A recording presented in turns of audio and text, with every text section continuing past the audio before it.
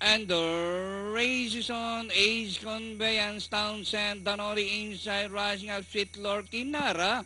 Also rushing up by the release double play, Dugus Paramore.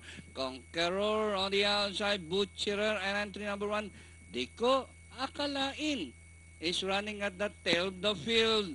Ace Conveyance, the favorite, being hounded now by Nara.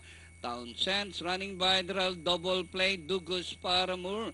Sweet Lorky racing 6 by a length and a half, Conqueror, Butcherer, and Dico.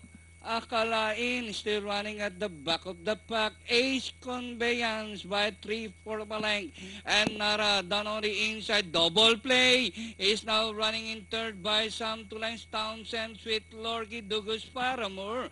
As they race the last 500. Two runners matching the strides together. Nara down on the inside and Ace Conveyance from the outside. Entering the last 200 meters more to run. Nara this time by a length and a half.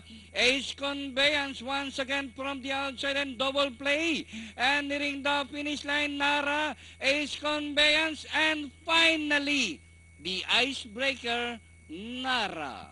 Ace Conveyance, double play, Townsend, and Sweet Lorky for your Fentafecta. Then comes Dugus Paramore, Butcherer, Conqueror, and Dico.